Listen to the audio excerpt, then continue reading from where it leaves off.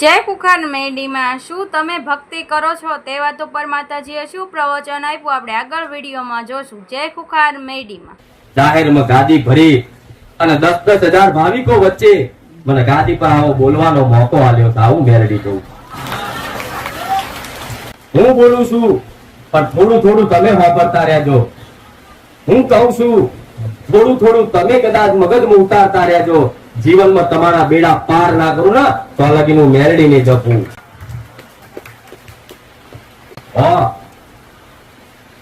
બીજી એક વાત કહીશ, કેટલાય મારા સાનિધ્યમાં ઘેર બેઠા પ્રવચન જોયા, ઘેર બેઠા મનતા રાખી દરેક ના દુઃખ ઘેર બેઠા મેં મેરડીએ મટાડ્યા હતા। આવું કહું છું માતા। તો ઘેર બેઠા કદાચ મોનતા રાખવાથી કેન્સર મટી જતા હોય, ઘેર બેઠા મોનતા રાખવાથી તમારું ગમે તેવું દુઃખ ભાગી ભૂકો થઈ જતું હોય તો ઘેર બેઠા ખાલી યાદ કરવાથી તમારા દેવી દેવતાના તમારા કર્મોનો કદાચ ગુનાનું સમાધાન ના બતાવી દઉં ને તો મેળવી નહીં। કેટલા નહીં સમાધાન બતાવ્યા, જેટલા નહીં બાકી છે, અને જેને જેને બાકી છે ને એને પૂરું કરી આલીશ। આવું મેળવી ગેરંટી આલું। બસ ખાલી 2 મહિના બેઠી રહેજો। બારીજા ગામે એવી જગ્યા નહીં કે જો મારા ભાવિકો આવી રે। બારીજા ગામમાં આજુબાજુના વિસ્તારમાં કોઈ એવા મોટા જબરા હોલ નહીં કે જો મારા ભાવિકોની ભીડ આવી રે હું મેરડી આવું કહું। એના માટે જ મારા આવા ખુલ્લા મેદાનમાં આવું ભરી સભા મોટા મંડપ બોધીમાં બેહવું પડે। નગર હોલ મળવા બધું તૈયાર છે, હોવેથી આવવા તૈયાર છે, છતાંય પણ તમારી ચિંતા કરી કે મારા ભાવિકો તો બેસે, મારા ભાવિકો તો ઉભા રહેશે, આવી ચિંતા કરીને આવી જગ્યાઓ લઈને આવું। આ જેણે જેણે જગ્યા આલી એવાને મારા આશીર્વાદ। આ શેતી કદાચ હાલનારા વ્યક્તિને હિત ભાવ થાય આવું મેરડી કહું છું।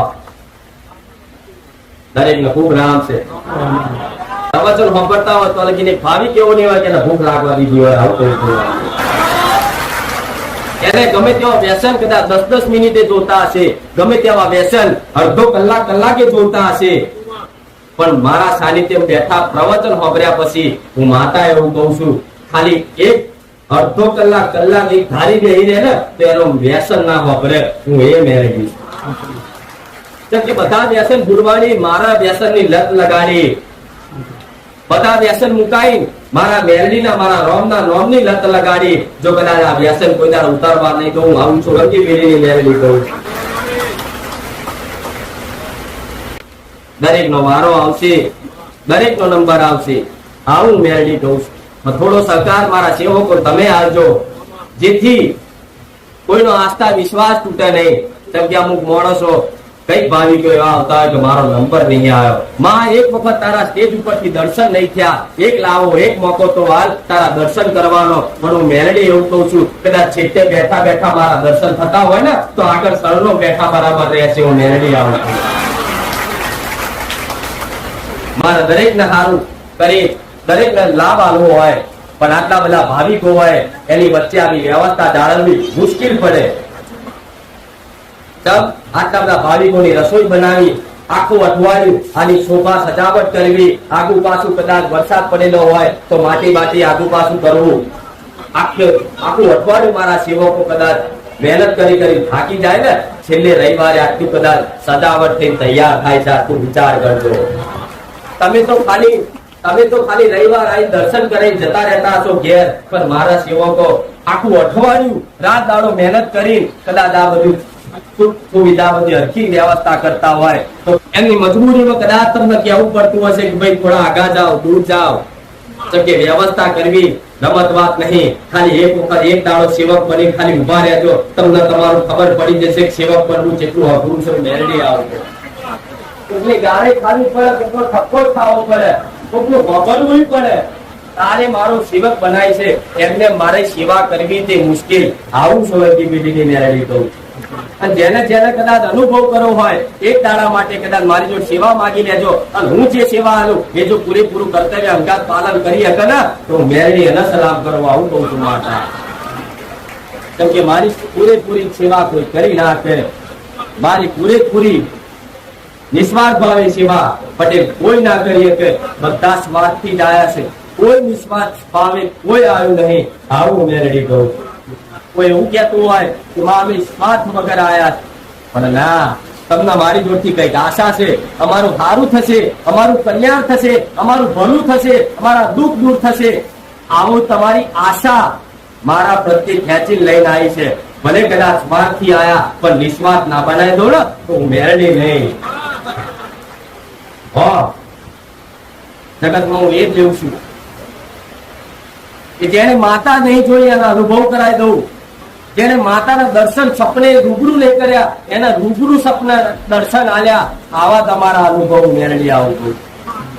કઈ દીકરી એવી કે માં તમે રૂબરૂ ચુંદડીમાં દેખાયા, અમારી જોડે ઉભા હતા, અમારા રસોડામાં ઉભા હતા, અમારા ઘરના દરવાજે ઉભા હતા. આવા તમારી દ્રષ્ટિએ કદાચ સાક્ષાત મને મેળવીને આવી ચુંદડીઓ જોયું હોય તમારા ઘરના ઉંમરે તો સમજી લો 24 કલાક મોટા ફેરા મારા મેળવી ના હોય.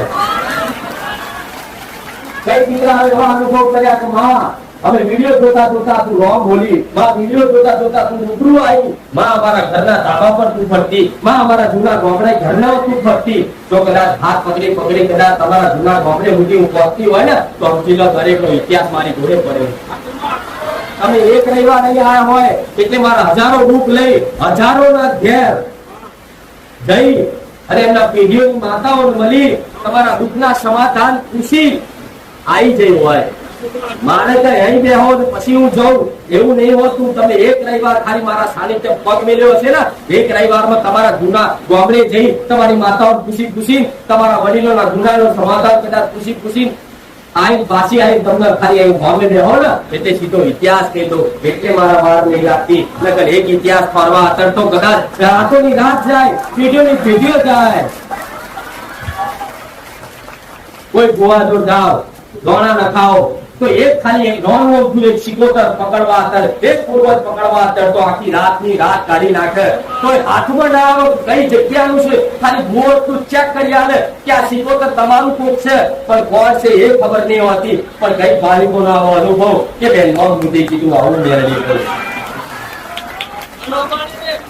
કોઈને પોતાની માતા કદાચ કોઈ ભુવા ફરી આલે કે તમને મેલેડી નું દુઃખ છે, પણ મેલેડી કોની, કેવી મેલેડી, કઈ જગ્યાની, કયા ડોહાની, તમારા ડોહાના નામ સુધી હું મેલેડી કહી દઉં છું. એ મારા સત છે. મેલેડી કે ઝોપડી કે સદી ગમે તે માતાનું દુઃખ હોય, પણ એ માતા તમને શું કામ નડે છે એ મારું કામ છે કહેવાનું. કોઈ માતા, કોઈ દેવ, કોઈ શક્તિ તમને કારણ વગર નડી જાય એવું તો જગતમાં કોઈ નહીં. અને કારણ વગર નડવા વાળા મૂળચોદ વિદ્યા વાળા તો ખાલી મારો મેળવીનો ખુખાર મેળવીનો પડકાર પડે ને એને નાહી જવું પડે. કારણ વગર કદાચ કોઈ વિદ્યા પ્રહાર કરી હોય, કોઈ મૂળચોદ મારી હોય, કોઈ મંત્ર તંત્ર વાપર્યા હોય તમને બરબાદ કરવા, તો એવાના ઘેર તો ખાલી મારા સાનિધ્ય આવવાથી એની મૂળચોડ વિદ્યા તંત્ર વિદ્યા સાધના બધી છે ને મારી ભસ્મ કરી કદાચ એના પગના તળિયે દબાઈ દઉં. હું એ બુખાર મેળવી છું. આ તો તમારી ઘરની માતા થોડી આરી થાય, તમારી ઘરની માતા મને થોડી રોલ કર એટલે તમારા દુઃખ દૂર કરવામાં અમુક વાતે પાછી પડતી હોય. નકર મારા એ પાવર છે ને ખાલી મોનતા રાખવાથી ભલભલાની માતાઓ ધોળવા આવી જાય હું મેળવી આવું. ખાલી યાદ કરવાથી ભલભલાની માતાઓ બોલતી થઈ જાય. આવા દરેક દીકરાઓનો અનુભવ હશે મારા મેળવી રહ્યા. કોઈની ચામુંડ બોલતી થઈ, કોઈની મકાડી બોલતી થઈ, કોઈની અંબે બોલતી થઈ, કોઈની સદી બોલતી થઈ, કોઈની મહારવતી, કોઈની ખોડિયાર, કોઈ આશાપુરા. આવી દરેકની માતાઓ જો બોલતી થઈ હોય ને તો મારા સાનિધ્ય આવવાથી, મારા સાનિધ્ય બેહવાથી, મારા પ્રવચન સત પ્રવચન સાંભળવાથી તમારી અંદર આત્મામાં જે શક્તિ પહેલેથી અસર તો ઓટોમેટિક જાગૃત ને એક્ટિવેટ થઈ જોડવાયું મેળવી આવો.